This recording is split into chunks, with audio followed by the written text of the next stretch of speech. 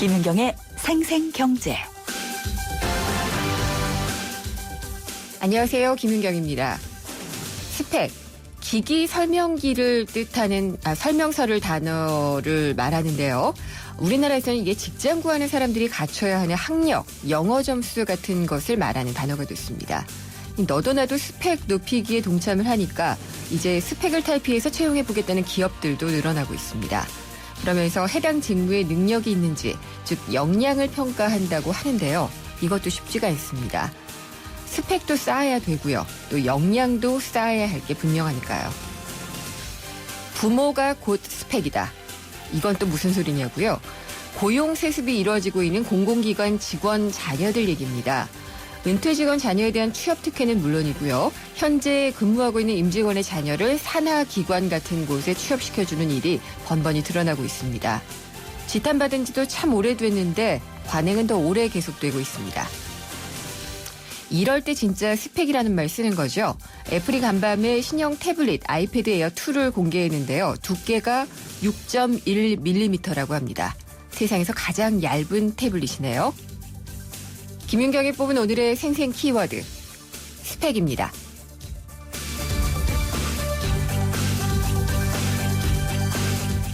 네, 매주 금요일 생생경제에서는 꼭 짚어봐야 할 이슈에 대해서 전문가 모시고 50분 동안 치열하게 토론하는 금요기획을 마련하고 있습니다. 오늘 금요기획 주제는 기준금리 인하 효과입니다. 지난 수요일에 한국은행 금융통화위원회가 기준금리를 0.25%포인트 낮췄죠. 금리는 사상 최저 수준인 연 2.0%가 됐는데요. 정부의 기대만큼 경기 활성화에 도움이 될 것이다 라고 얘기하는 측이 있는가 하면은 아무래도 가계부채 문제를 심각하게 만들 수 있고 또 외국인들의 자금 이탈을 부를 수도 있다는 우려도 나오고 있습니다. 또 금리 인하 효과가 예전과 같지 않다는 주장도 나오고 있는데요. 3, 4부 금요기획에서 이 기준금리 인하의 효과 또 부작용은 어떤 것인지 자세히 짚어보도록 하겠습니다. 김윤경의 생생경제 1부 시작합니다. 승기는 손 큰 사람. 토핑을 2배로 주니까 베이컨, 스테이크, 소세지, 오징어, 새우가 듬뿍. 빵 끝엔 크랜베리 크림치즈와 애플 시나몬이 꽉. 토핑이 2배. 토핑 킹. 와, 맛도 2배네. 1588-5588 피자헛. 지금 주문하면 미디엄 가격에 라지를.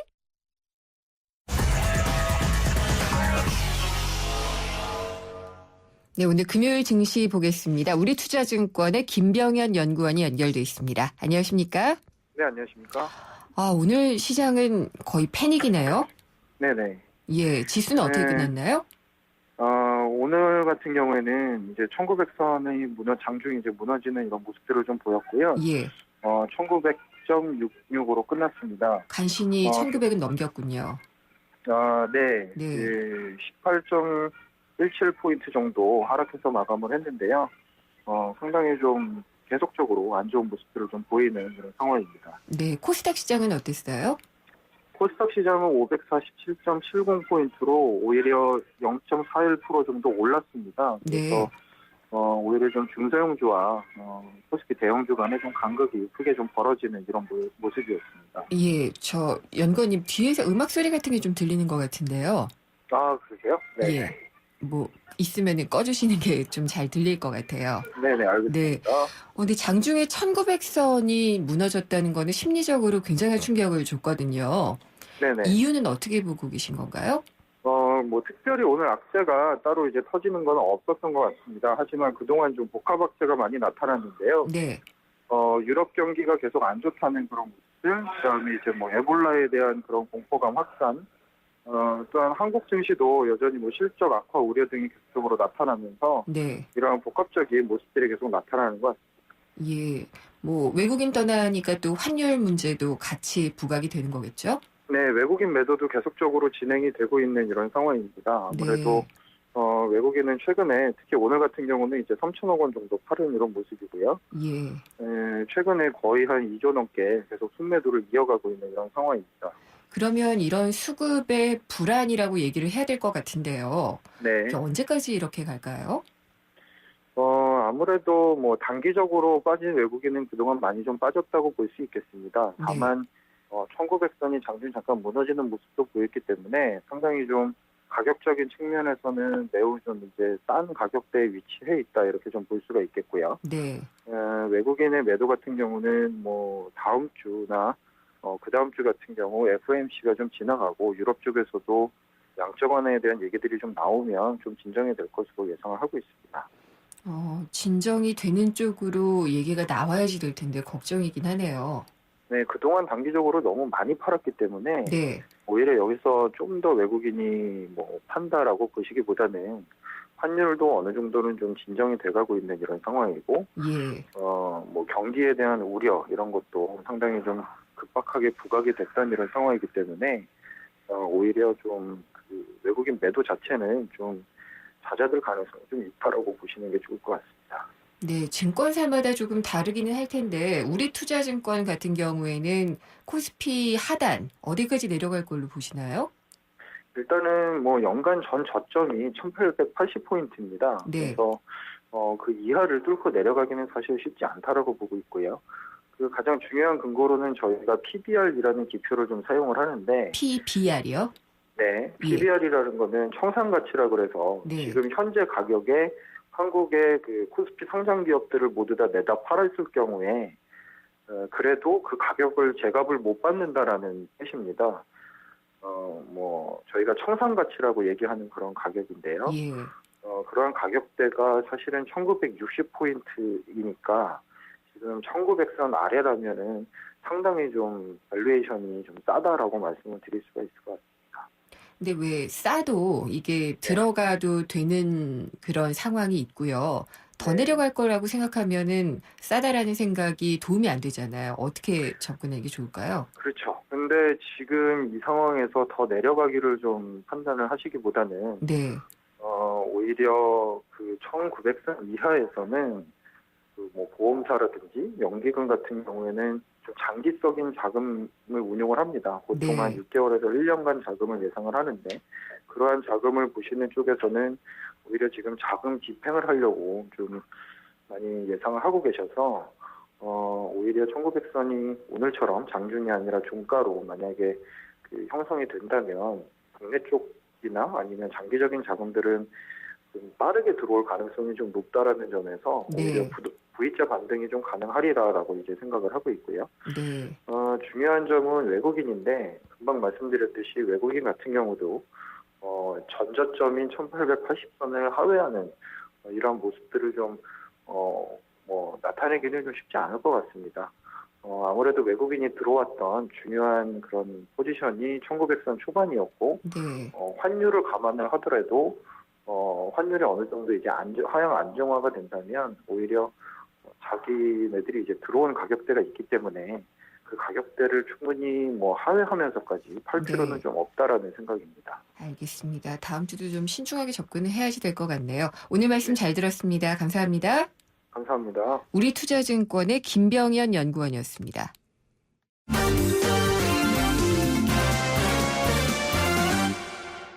네, 오늘의 경제 뉴스 살펴보겠습니다. 한국일보의 이성철 부국장입니다. 안녕하십니까? 안녕하세요. 공무원 연금 개혁안이 좀 더 세게 얘기가 나왔네요. 네, 오늘 아침에 예. 정부하고 새누리당하고 국회에서 이제 당정 협의를 가졌습니다. 네. 그러니까 지난번에 그 공무원 개혁안을 그 학회에서 예, 연금학회. 연금학회에서 일단은 시안을 하나 제출을 했었죠. 네. 근데 그것을 놓고도 이제 논란이 많았었는데 그때 그 당시의 안은 그렇습니다. 이 현재 재직하고 있는 그러니까 현직 공무원들의 연금 부담, 그러니까 내는 돈을 지금보다 평균 43% 정도 올리고요. 대신 받는 돈은 34% 정도 깎는. 네. 어떻게 보기에 따라서는 굉장히 파격적인 아니었죠, 그것도. 그렇죠. 그런 안을 내놨는데 오늘 당에서는 이걸 가지고 이제 정부가 조금 더 강한 안을 내놨는데 당에서는 이것도 위협하다 이런 식으로 지금 얘기가 나오고 있는 것 같습니다. 그래요? 네. 예. 그리고 공무원들은 또 공무원들대로 절대로 못 받아들이겠다. 그래서 상당히 어쨌든 그 논란이 될 것 같은데 그 당시에 이제 그 연금 학회에서 제출했던 안, 그거보다 조금 강한 내용인 게 예를 들어서 그 고액 네. 수급자들 있죠. 그러니까 아무래도 고위공직자들이 되겠죠. 그래서 이제 연금을 더 많이 깎고 아예 일정 기간 동안은 인상하지 않는 네. 그런 안도 오늘 좀 포함이 됐던 걸로 알려지고 있고요. 그럼 일종의 뭐 피크제인가요? 피크제하고는 조금 다릅니다. 피크는 이제 일정 그 연령대가 되면 그 뒤로부터는 줄어드는 아닌데, 네. 그러니까 줄어드는 건 아니고 이제 피크제도 그 당시에 이제 논의가 됐었는데 네. 이거를 과연 그 정확하게 그 계산하기가 좀 어렵다는. 예컨대 이제 그 임금 같은 경우는 퇴직 시기가 딱 정해져 있으니까 네. 그거를 피크를 정할 수가 있는데 연금이라는 연금은 거는 또 다르죠. 그 예. 살아있는 동안 계속 나오는 거기 때문에 그걸 과연 언제부터 피크로 할 거냐 이런 거에 대해서 사실 좀 이 합의가 쉽지가 않다고 합니다. 그래서 그거는 예. 그냥 검토 단계에 있는 것 같고요. 그리고 예를 들어서 뭐 물가와 그 연동을 시켜가지고 아예 그 뭐라 그럴까요? 급여 수준이 자동으로 조정이 되는 물가와 연동을 해서 물가가 많이 오를 땐 많이 올라가지만 네. 물가가 안 올라가면 연금이 움직이질 않는 그게 일종의 유럽식 연동제라고 하는데 네. 뭐 이런 방안 여러 가지 지금 세부 안은 공개가 되지 않습니다만 아무튼 다양한 방안이 포함됐고 지난번에 분명한 거는 연금학회에서 제출했던 안보다 정부가 조금 더 강한 안을 내놨는데 국회에서는 새누리당에서는 이건로는 약하다. 조금 더 강한 걸 만들어라 이렇게 또 요구를 한 걸로 알려지고 있습니다. 공무원 단체 쪽은 어떤가요? 거기서 굉장히 반발이 크죠. 예, 지난번에는 얘기도 못했잖아요, 네, 같이. 공청회 자체가 거의 무산이 됐었는데 네. 그거보다 더 큰 안을 이번에 내놨으니까 그 반발이 더 클 거고 아무래도 그 금액이 많지 않은 중화직 공무원들의 반발이 더 클 것으로 보입니다. 그래서 공무원 노조를 중심으로 해서 지금 여러 가지 반대 움직임이 있고요. 또 주무부처인 안전행정부 같은 경우는 지금 또 설득에 나서고 있고 한바탕 아무튼 뭐 상당히 논란이 될 것 같습니다. 개혁이라는 게 정말 어려운 길이기는 한데 네. 이게 논의는 사실 돼야 될 텐데 같이요. 그렇죠. 이 논의는 당사자들이. 분명히 돼야 되고 어쨌든 공무원 연금이 지금 어쨌든 국민 세금으로 나가는 거 아니겠습니까? 네. 그리고 일반 국민연금보다 훨씬 더 유리하게 설계되어 있기 때문에 재정 측면에서 보나 형평성 측면에서 보나 당연히 조정은 되어야 되는데 다만 뭐 고의식으로 끝나가지고 여기저기 가서 계속 고액 연봉 받는 이런 분들한테까지 많은 연금을 주는 게 과연 타당하냐 그 부분은 좀 그렇고요. 관피아 얘기하시는 건가요? 그렇죠. 예. 네. 반대로 또 진짜 말단 공무원으로 봉직을 했던 그리고 뭐 막상 큰 금액이 아닌 이런 분들은 뭐 조정은 하더라도 상대적으로 좀 덜 손해가 네. 갈 수 있게 아마 좀 그런 식의 조정이 좀 필요하지 않나 싶습니다. 그래야겠죠. 네. 단말기 유통구조 개선법 단통법이 시행이 이제 보름이 됐어요. 네. 그래서 저희 어제 생생경제에서도 또 짚어봤는데 이게 네. 정말 뭐 이제라도 잘못됐으니까 폐지하라 이런 얘기도 하시는 분이 있더라고요. 그러니까 참 이게 어려웠던 것이 단통법을 시작하게 된 계기는 그렇습니다. 이 너무 보조금 출혈 경쟁이 심하니까 네. 그리고 뭐 100만 원짜리 휴대폰이 공짜로 나가고 결국 그런 것들이 그냥 뭐 통신사가 주는 게 아니라 결국은 다 이 요금으로 전가되는 거 아니겠습니까? 그렇죠. 이제 그런 문제 그리고 충성도 높은 장기 가입자들은 아무런 혜택을 못 받고 번호 이동을 통해서 여기저기 옮겨 다니는 이른바 뭐 신규 가입자만 네. 혜택을 받는 거꾸로 사실은 거꾸로 돼야 되겠죠. 장기 가입자들이 혜택을 받고 신규 가입자가 덜 혜택을 받아야 되는데 지금은 오히려 그 반대 구조니까 이거를 좀 바로잡자 이런 취지로 시작이 됐는데 지금 결과적으로 나타난 거는 보조금만 줄어든 형태. 그러다 보니까 당장 단말기 가입할 때 단말기 값이 뛰는 네. 뭐 보조금 받고 해서 공짜 내지는 한 20만 원만 내고도 살 수 있었는데 지금은 50만 원, 60만 원을 내야지 사니까 결국 소비자한테 좋아진 게 과연 뭐냐. 이런 지적이 나오고 있습니다. 물론 중고폰이라든가 중저가 요금제를 활용하는 또 여러 가지 방법도 있습니다만 어떤 표면적으로 나타난 거는 소비자들의 부담 증가로 나타나다 보니까 소비자들의 반발이 크고 도대체 단통법 왜 한 거냐 네. 이런 얘기가 나오고 있어서 지금 아침에 최양희 미래창조과학부 장관하고 단말기 제조사 대표들 그다음에 통신사 대표들하고 간담회를 가졌습니다. 그래서 예. 최양희 장관이 이 통신사하고 휴대폰 제조사들이 좀 적극적으로 부담을 낮추기 위해서 나서라. 그렇지 않을 경우에는 특단의 대책을 검토하겠다. 이렇게 네. 얘기를 했는데 특단의 대책이 글쎄 과연 뭐가 있는지는 모르겠고요. 그러게요. 특단 대책이 뭘까요? 글쎄요. 지금 뭐 예. 그 여러 가지 문제 논란이 됐던 거, 뭐 분리공시제, 뭐 여러 가지 얘기가 있습니다만은 그게 된다고 해서 과연 또 이 소비자 부담 부분이 해소가 될 거냐 네. 이런 부분에 대해서도 좀 의문이 남고 가장 중요한 거는 어쨌든 소비자들 쪽에서는 단말기 가격이 너무 높다. 단말기 가격을 낮춰야 된다라는 주장이 나오고 있는데 네. 단말기 제조사에는 단말기 출고가 문제하고 실질적인 거하고 좀 더 다르다라는 얘기를 하고 있고요. 그래서 모르겠습니다. 일단 어쨌든 법을 만들었기 때문에 법 만든 주체가 정부니까 이거는 정부가 좀 풀어야 됩니다. 네. 어쨌든 과거로 그렇다고 해서 이 100만 원 보조금 공짜폰 시대로 돌아갈 수는 없는 것이고요. 그러한 시장 질서를 유지하는 차원에서 어떻게 하면 소비자들이 좀 덜 희생을 볼 것이냐, 그리고 제조사들도 또 통신사들도 분담을 어떻게 할 것이냐, 이 부분에 대한 좀 만들어져야 되는데 어쨌든 단통법이 좀 네. 뭐랄까요, 좀 어설프게 좀 만들어졌다, 그런 느낌은 지울 수가 없습니다. 급하게 만들어졌다는 생각도 좀 들고요. 네. 결국 이 폰 가격이 높아도 우리 또 이 국민들이 네. 그만큼 또 휴대기기에 대한 어떤 열정과 애정이 있었기 때문에 시장이 클 수가 있었잖아요. 그렇습니다. 그러니까 제조사나 이거는 이통사가 예. 지금의 삼성전자, LG전자가 있었던 거는 물론 좋은 제품을 만든 그쪽 기술자들과 마케팅의 능력도 있지만 네. 어쨌든 뭐 우리나라 이용자들이 그만큼 사랑해줬기 때문 아니겠습니까? 물론이죠. 네. 예, 그러니까 당연히 그런 부분에 것들을. 대해서도 예. 감안을 하고 염두에 두고 제조사들이 해야 되겠죠. 알겠습니다. 오늘 여기까지 듣도록 하겠습니다. 감사합니다. 감사합니다. 한국일보의 이성철 부국장이었습니다. 아주 작고 작은 변화를 시작해봐. 마법이 시작되지. 이제는 달려 오늘을 뛰어넘어 놀라운 내일 되지.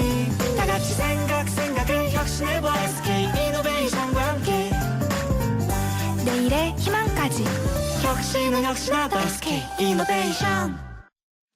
생생경제 1부 함께 하셨고요. 잠시 후 2부에서는 영화로 보는 경제, 경제영화관, 그리고 경제 트렌드를 엿볼 수 있는 경제신간 코너가 준비가 돼 있습니다. 경제신간에서는요, 세계적인 마케팅 서적, 멀티플라이어의 저자 그렉 맥카운의 신간이 나왔습니다. 에센셜리즘, 핵심이라는 뜻일까요? 이 책을 소개를 해드리겠고요. 경제영화관에서는 뮤지컬로 유명한 영화입니다. 맘마미아, 결혼의 경제학을 한번 살펴보도록 하겠습니다. 잠시 후 2부에서 뵙겠습니다. 창조는 멀리 있는 어려운 것이 아닙니다. 많은 과학자들은 작은 호기심과 사고의 전환으로부터 창의적인 혁신과 개발을 이루어냅니다. 국제과학 비즈니스 벨트에서는 우리의 호기심과 상상력이 과학과 만나 미래를 밝히는 지식이 되고 혁신적인 기술로 성장하고 있습니다. 대한민국 국가경쟁력 강화의 중심에 기초과학 연구가 있습니다. 기초과학의 밑거름이 창조경제의 큰 걸음이 됩니다. 이 캠페인은 미래창조과학부와 기초과학연구원이 함께합니다. 2014 YTN 연중기획 함께하는 미래 창조 대한민국 개그맨 이동우 씨입니다. 사람들이 주변에서 가끔 그렇게 이야기들을 많이 합니다. 너 그거 할 수 있겠냐라는 거죠. 그때마다 저는 대답을 합니다. 할 수 없으면 어떠니? 시각장애인들은 일상 자체가 도전일 수밖에 없다. 예를 들어서 밥을 먹는 행위, 심지어는 화장실에 가는 행위. 뭐 그런 것들이 사실은 다 도전인 거죠. 산다는 것은 도전. 뭐 꼭 높은 산을 올라가야 도전이고 큰 바다를 건너가야만 도전이고 그게 아니죠. 살겠다라고 하는 도전, 그 도전에 있는 희망. 이것이 같은 뜻의 단어인 것 같은데 하루하루를 진정한 행복을 느끼면서 살고자 한다면 바로 그 안에 대한민국의 희망과 미래가 함께 있다고 생각합니다. 2014 YTN 연중기획 함께하는 미래 창조 대한민국 YTN 라디오가 함께합니다. 오후에 만나는 살맛나는 경제. YTN 라디오 김윤경의 생생경제.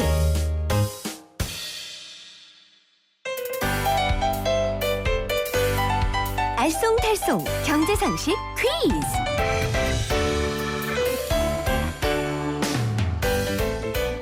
안녕하세요. 경향신문 조미덕 기자입니다. 경제상식을 재미있는 퀴즈로 풀어보는 코너 경제상식 퀴즈인데요. 정답을 아시는 분은 짧은 문자 50원, 긴 문자 100원이 부과되는 휴대전화 문자메시지 우물정 0945번, 우물정 0945번으로 보내주세요. 추첨을 통해 경제신간 그리고 생생경제에서 마련한 선물을 드리겠습니다. 퀴즈입니다. 정부가 사회초년생과 대학생, 신혼부부에게 대중교통이 편리한 공공임대주택을 공급하기 위해 이것을 짓고 있는데요. 지난해 시범지구로 서울, 목동, 잠실 등을 지정했다가 주민들의 반대로 큰 갈등을 빚었습니다. 우여곡절 끝에 지난 상반기에 서울 가좌지구에 처음으로 이 주택을 착공했는데요. 박근혜 대통령의 대선 공약이었던 이 주택의 이름은 무엇일까요? 1번 깡통주택, 2번 풀빌라, 3번 행복주택. 정답을 아시는 분은 짧은 문자 50원, 긴 문자 100원이 부과되는 휴대전화 문자메시지 우물정 0945번, 우물정 0945번으로 보내주세요. 추첨을 통해 경제신간 그리고 생생경제에서 마련한 선물을 드리겠습니다.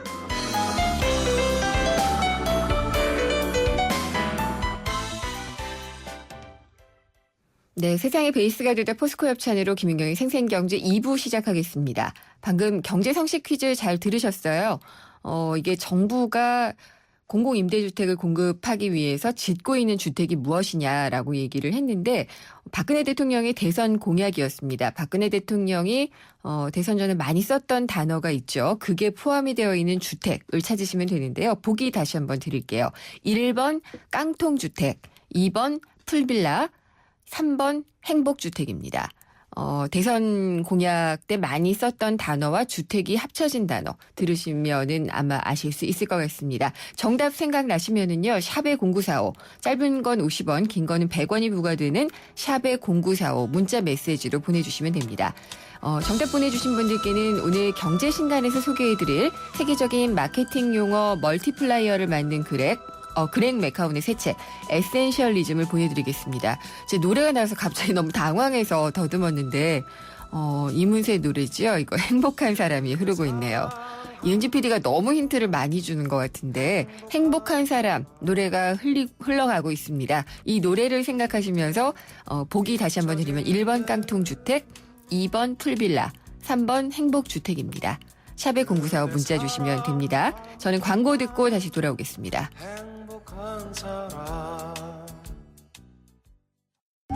안녕하세요. 초보 운전자 수지입니다.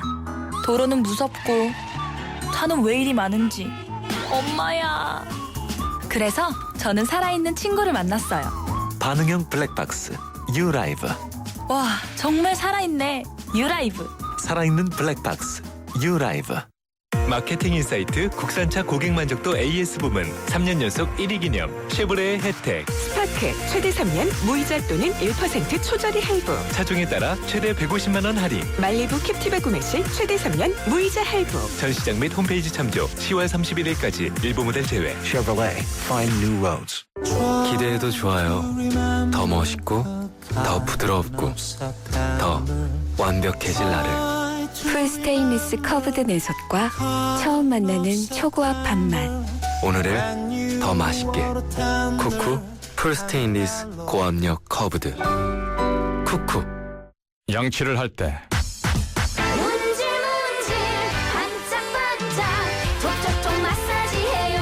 이 치는 아픈 잇몸에 직접 착용합니다. 잇몸 치료와 양치를 한 번에 닦으면서 치료하는 잇몸약 이치 부채표 동화약품. 김윤경의 생생경제.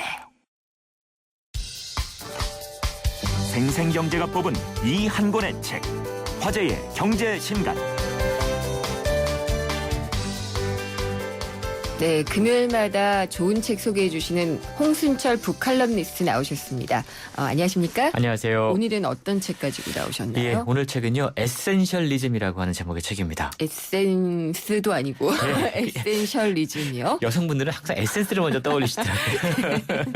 예, 항상 어떤 조직이든 공동체든 보면 네. 이 구성원들의 어떤 에너지라든가 힘을 고갈시키는 사람이 있는가 하면 반대로 구성원들의 힘을 결집시키고 역량을 좀 배가시키는 사람들이 있어요. 분명히 있어요. 예, 네. 영국 출신의 경영 전략가 그렉 맥커운은 이렇게 조직 내에서 상대방들을 더욱더 탁월하게 만드는 에너지를 결집시키는 사람들을 일컬어서 멀티플라이어라고 표현했습니다. 예. 예, 이 멀티플라이어라고 하는 책이 우리나라에 번역 출간을 해서 상당히 인기를 끌었는데요. 네. 이 멀티플라이어라고 하는 용어로 전 세계의 주목을 받은 그렉 맥커운이 이번에는 에센셜리즘이라고 하는 네. 새로운 키워드를 가지고 독자들을 찾아왔습니다. 에센셜리즘, 에센스라는 게 이제 정수, 핵심 이런 뜻이잖아요. 그렇죠. 그것과 관련된 거예요? 맞습니다. 본질을 추구하라는 건데요. 네. 에센셜리즘은 분별이 있는 저금, 본질을 추구해서 가장 핵심적인 목표에 도달하는 것을 의미를 합니다. 네. 오늘날처럼 할 일은 엄청나게 많이 쌓여가고 있고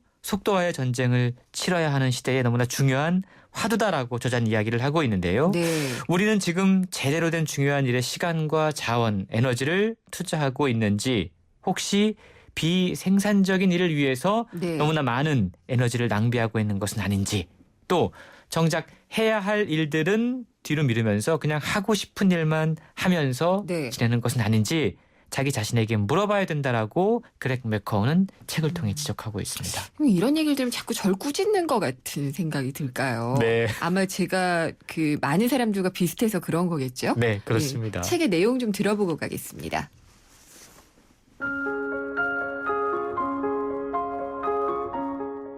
다른 사람들의 요청을 덥석 받아들인 뒤 진척되는 일 없이 바쁜 상황에 대해 원망하고 내가 왜 이 일을 받아들였지? 라고 후회하는 일이 얼마나 자주 있는가.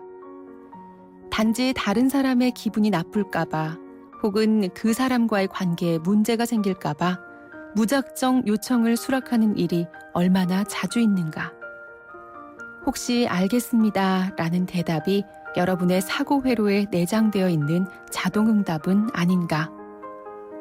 에센셜리스트가 된다는 것은 단순히 더 많은 거부를 하는 것, 이메일 수신함에서 읽지도 않고 지우는 이메일의 숫자를 늘리는 것, 시간 관리의 방식을 바꾸는 것 정도를 의미하는 게 아니다.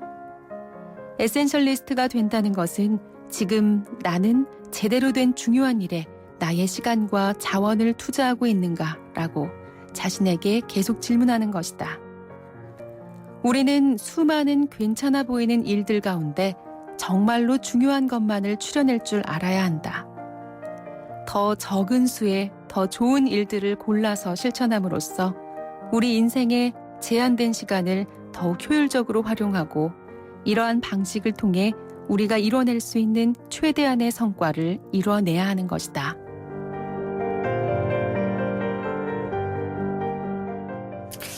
모범 답안 같네요. 그렇죠. 네, 그러니까 네. 정말 이렇게 써야지 A+를 맞을 것 같은 그런 모범 답안인데 맞습니다. 이거 어떻게 그렇게 해요?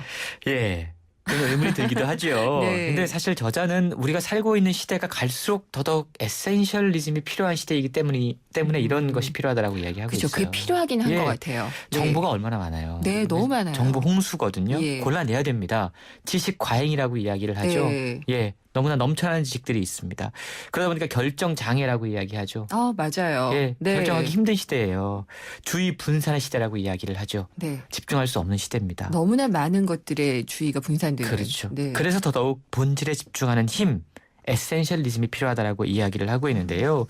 저자는 스티브 잡스, 워런 버핏, 간디 이렇게 한 분야에서 크게 일가를 이룬 사람들에게 네. 공통점이 발견되는데 뭔가요? 그게 바로 에센셜리즘이라고 하는 거예요. 아. 더 적게 네. 하지만 더 좋게라고 하는 사고방식을 실천했던 에센셜리스트들이었다라고 네. 전하고 있는데요. 우리 앞에 지금 너무 많은 선택지들이 있다 보니까 자신에게 정작 중요한 것이 무엇인지 판단하는 기준을 잃어가고 있다는 겁니다. 네. 심리학자들은 이러한 작금의 현상을 일컬어서 판단의 피로감, 현대인들이 그걸 앓고 있다라고 지적을 하고 있는데요. 맞죠. 그렇죠. 더 네. 많은 판단을 내려야 할수록 네. 아이러니하게 판단의 질은 떨어질 수밖에 없다라는 겁니다. 그래서 더 적은 것을 추구하면서 더 큰 성과를 이뤄내는 방법을 고민해야 되는데요. 네. 링컨은 이런 이야기를 했다고 그래요. 나에게 나무 한 그루를 베어내는데 6시간을 준다면 네. 도끼날을 가는데 4시간을 쓰겠다. 준비를 철저하게 하겠다 이런 그렇죠. 건가요? 본질은 예. 뭔지를 네. 찾고 일에 돌입하겠다는 건데 예. 우리는 6시간을 주면 일단 바로 가갖고 막 도끼를 시작하잖아요. 빨리 해내고 싶어 하시군요. 그렇죠. 예. 그러니까 무엇이든지 실행하기 앞서서 네. 본질이 무엇인지 네. 생각하는 과정을 충분히 마련해야 된다라는 건데요. 네. 본질과 비본질을 구분하고 에너지와 열정을 집중시킬 수 있는 노력, 이것이 바로 에센셜 리스트의 성공 비결이다라고 이야기하는 거죠. 이렇게 어떻게 압축적이고 집약적으로 살 수 있죠? 어떻게? 네. 어떻게가 중요한 것 같아요. 책에 보면 좋은 사례가 소개가 되고 있는데 사실 본질에 집중한다는 거 다들 알고는 있지만 어떻게 하는 거야? 라고 의문을 품을 수가 있어요. 네. 이 사례를 들려드리면 아마 바로 이게 본질에 집중하는 거구나라는 생각을 하게 되실 텐데요. 캐나다의 작은 마을 리치몬드에서 청소년들의 범죄율이 65%까지 도달했다고 그럽니다. 네. 어떻게 하면 이 범죄율을 떨어뜨릴 수 있을까? 많은 분들이 이런 고민을 하잖아요. 그런데 이게 사실은 본질이 아닙니다. 그럼 뭐가 본질이에요? 범죄율이 올라갈 때 범죄율을 떨어뜨리는 게 본질인가요? 그게 아니에요? 아니잖아요. 행동을 개선시켜서. 본질. 네, 정말 그렇네요. 많은 사람들이 범죄를 네. 떨어뜨리는 걸 고민하고 있어요. 그렇죠. 현상에 우리가 너무 집착하고 있군요. 그래서 칭찬 통지서라고 하는 걸 만들었다고 그래요. 네. 한 경찰서의 워드 클래펌이라고 하는 직원이 엄격한 관리를 해서 범죄율을 떨어뜨릴 수는 있겠지만 결국 그 뿌리는 뽑지 못할 것이라고 생각을 했던 본질적인 의문을 제기를 했던 거죠. 그래서 범죄를 저지르는 청소년들을 붙잡는 데 역량을 집중하는 게 아니라 이렇게 하면 범죄를 떨어뜨릴 수 있어요. 하지만 좋은 일을 하는 청소년들을 잘 선별해서 예를 들어서 쓰레기를 잘 주워서 쓰레기통에 버리는 행위, 오토바이를 타면서 헬멧을 착용하는 친구들, 이런 친구들을 찾아내서 칭찬 통지서를 발표한 겁니다. 그러면 왠지 더 잘하게 될 것 같아요. 그렇죠. 네. 그리고 이 칭찬 통지서를 제출을 하면 경찰서에 제출을 하면 뭐 피자도 공짜로 먹을 수 있는 쿠폰도 주고요. 네. 영화관 쿠폰도 줬다고 그래요. 이거 정말 그 대표적인 햇볕 정책이군요. 그렇죠. 네. 놀라운 건 이 칭찬 통지서 프로그램을 운영하고 나서 10년이 지나자 60%가 넘던 범죄율이 무려 8%까지 떨어졌다는 거죠. 그렇군요. 수많은 청소년들이 좋은 일을 하면 칭찬을 들을 수 있다는 것을 알게 되고 좋은 일을 계속해서 하고자 하는 동기를 갖게 됐다. 네. 이러한 분위기가 도시 전반에 확산되면서 자연스럽게 범죄율이 낮아졌는데 범죄율이 높아졌다고 해서 사람들은 먼저 범죄를 낮추려고 해요. 낮추자라고 생각하죠. 엄격한 관리가 우선이라고 생각을 합니다. 근데 이게 자칫 효과를 볼 수 없고요. 본질이 무엇인가를 고민해서 거기에 올바른 정책이 나오면 이렇게 놀라운 결과가 따라오기도 한다는 거죠. 저희 갑갑함이 막 풀리는 것 같은 느낌이 드는 게 이게 학교에서도 공부하라고 막 다 잡아놓고 조직에서도 조직 관리를 타이트하게 해야 된다 뭐 이렇게 다 잡잖아요. 이게 아니군요. 그렇죠. 본질이 뭔지 고민해야 된다는 거죠. 그렇군요. 그러면은 에센셜 리스트가 되기 위한 어떤 방법도 있나요? 구체적이고 바로 실천할 수 있는 방법. 네. 저자는 오늘날 우리가 아니요라고 말하는 것을 꺼리는 시대에 살고 있다라고 이야기해요. 그렇죠. 관계에서 상대방이 실망할까 봐, 조직에서 소외당할까 봐 두려워서 아니요라고 쉽게 말하지 못하고 있습니다. 하지만 최근 에센셜 리스트가 되기 위해서 우선 모든 것을 다 하려는 그 욕심, 모든 사람의 요청을 수용해야 된다라는 그 압박감에서 벗어나서 얘를 천천히 아니오로 바꿔야 된다라고 이야기합니다. 아니오라고 말하는 법을 배워야지만 무의미한 다수가 아닌 본질적인 소수에 집중할 수 있다라는 건데요. 우리가 less is more라는 말 쓰잖아요. 적은 것이 더 좋은 것이다.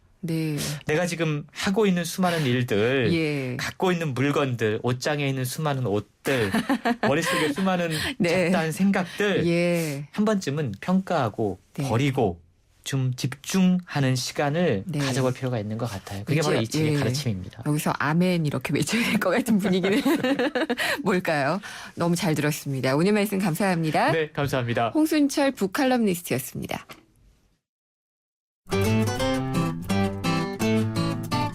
생생경제를 다양하게 만나는 방법. YTN 라디오 앱 예스와 웹사이트 김윤경의 생생경제 또는 트위터 YTN_이코노미로 실시간 듣기와 다시 듣기를 하실 수 있고 방송 내용에 대한 문의와 의견을 주실 수 있습니다.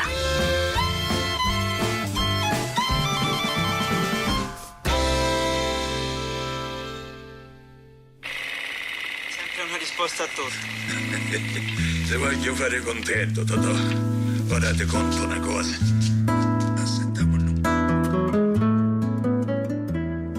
경제는 사실 어렵지 않습니다. 우리 주변에서 다 찾아볼 수 있는데요. 영화 속에서도 찾아볼 수 있습니다.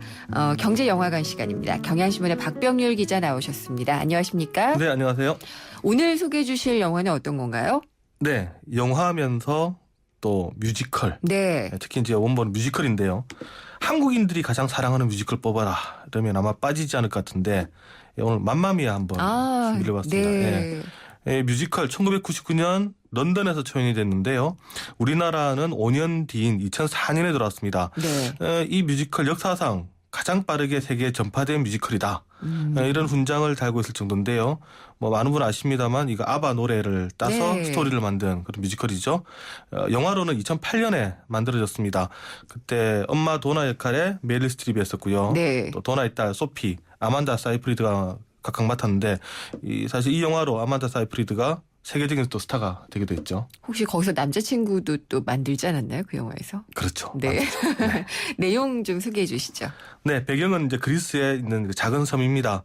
엄마 도나 그리고 이제 딸 소피 두 사람이 이제 작은 호텔을 운영을 하는데요. 네. 이제 소피가 결혼식을 앞두고 있습니다. 좀 당돌하고 쾌활한 아가씨인데 자기 결혼식을 앞두고 좀 완벽한 결혼식을 만들고 싶다. 네. 그러면서 근데 아버지가 사실 누군지 모르니까 어느 날 어머니의 일기장을 들여다보고 네. 자기가 태어났음직할 때 엄마가 만났던 아빠 후보 3명에게 초대장을 보냅니다. 당돌하군요. 네. 네. 그래서 그 20년 만에 또 초대장을 받은 그 3명의 남자는 이제 그 진짜 초대장인 줄 알고 예. 찾아오게 되는 거죠. 그러면서 벌어지는 여러 가지 해프닝들입니다. 누가 진짜 아빠일까 이걸 찾지만 그렇죠. 사실 알고 보면은 또 이게 중요한 맥은 아닌데 그렇죠. 그렇죠. 예. 네.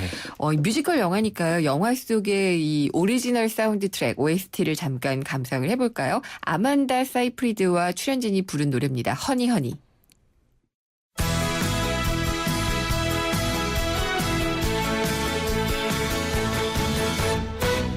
Honey, honey, how he thrills me. Honey, honey. Honey, honey, nearly kills me. Honey, honey. I've heard about him before. I wanted to know some more. And now I know what they mean. He's a love machine. Oh, he makes me dizzy. Honey, honey, let me feel it. Honey, honey. Honey, honey, don't conceal it. Honey, honey. The way that you kiss goodnight. The way that you hold me tight. 아, 우리 프로가 음악 프로가 잠깐 됐었네요. 네, 좋은 노래 들었는데요. 근데 영화 속에서 살펴볼 수 있는 경제 이야기는 어떤 것 뽑으셨어요? 네, 이 맘마미아 사실 큰 틀에서 보면 그 결혼 이야기에 대한 얘기죠. 네, 소피가 결혼하는. 네, 소피도 결혼하고 또 이제 엄마 도나 같은 경우는 네. 20년 전에 사랑하는 남자가 있었지만 결혼을 하지 않고 잡지 않고 떠나보내고 이제 홀로 사는 그런 얘기인데 나중에 영화 말미에 보면 이제 엄마가 또 결혼하게 되죠. 네, 20년 맞아요. 만에 만난 네. 그 3명 중에 한 명과 결혼을 하게 되는데 이 결혼에 대해서도 경제학으로 분석을 하기도 했습니다. 네. 과연 그 결혼이란 경제 무엇이냐, 네. 사람들이 왜 결혼을 하느냐 네. 이것을 분석한 경제학자가 있습니다. 별걸 다 분석을 하는군요. 누군가요, 그 경제학자가요? 네, 게리 베커라는 경제학자입니다. 노벨 경제학상을 받았는데요. 네. 결혼을 통해서 얻는 효용, 즉 그 만족감이 혼자 살아갈 때보다 클 것이라는 기대가 있을 때 네. 성립된다. 이렇게 말을 했습니다. 보면 되게 그 당연한 얘기인 것 같은데. 네, 이걸 이론으로 정립하면 상을 받죠. 그렇죠. 네. 이 당시만 하더라도 네. 이 게리 베커가 이런 얘기를 했을 때 이게 사실 1973년에 이런 얘기를 처음 했거든요. 그리고 이제 이론으로 결혼 이론이라는 것을 만들어가서 네. 발표를 하는데 그때 당시에 이제 결혼뿐만 아니라 이혼, 범죄 이런 이제 다른 사회 현상도 같이 적용을 해서 경제학적으로 분석을 합니다. 네. 그래서 이제 인간 행동에 대한 경제적 분석이라는 논문을 1992년도에 발표를 하는데 이런 그 사회적 현상을 경제의 접목한 게 거의 게리 베커가 처음이었습니다. 네. 당시의 경제학에서는 충격이었습니다. 그렇죠. 이걸 학문으로 정립하는 게 학자들이 정말 할 일인데 네. 결혼 이론 조금 소개를 해 주시죠. 네, 이 결혼을 분석하기 위해서는 먼저 두 가지 전제 조건이 있는데요. 네. 하나는 결혼은 사람들이 선택 가능한 경제적 행동이다. 네. 그러니까 이게 무슨 뭐 정략 결혼 이게 아니라 내가 선택을 할 수 있는 행동이다. 다음 둘째는 결혼에는 거래 비용과 기회 비용이 발생한다. 네. 이 이제 두 가지 전제 조건에서 시작됩니다. 여기서 말하는 거래 비용, 우리가 뭐 결혼식 때 들어가는 뭐 비용도 있을 테고요. 결혼 후에 들어가는 주택 구입 비용, 네. 뭐 자녀 양육 비용 이런 걸 다 포함을 합니다. 또 결혼 생활을 원만하게 유지하기 위해서 들어가는 정신적 스트레스. 이것도 비용이죠. 네, 이것도 비용입니다. 네. 그다음에 이제 기회 비용은 역시 이제 싱글이라는 이점을 포기했을 때 발생하는 좀 불편한 그런 비용들을 네. 또 기회 비용이라고 얘기를 하는데요.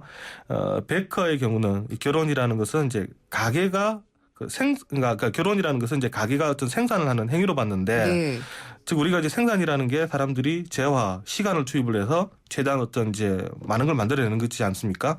그래서 우리가 이제 가정 생활에서 요리를 하고 청소를 하고 세탁을 하는 거, 네. 그다음에 자녀를 기르고 또 가족 간의 사랑을 하는 거, 이게 결과적으로는 가게에 있는 우리 사람들이, 그러니까 가족들이 어떤 생산물을 늘리기 위해서 필요한 것들이다. 네. 이렇게 좀 정의를 합니다.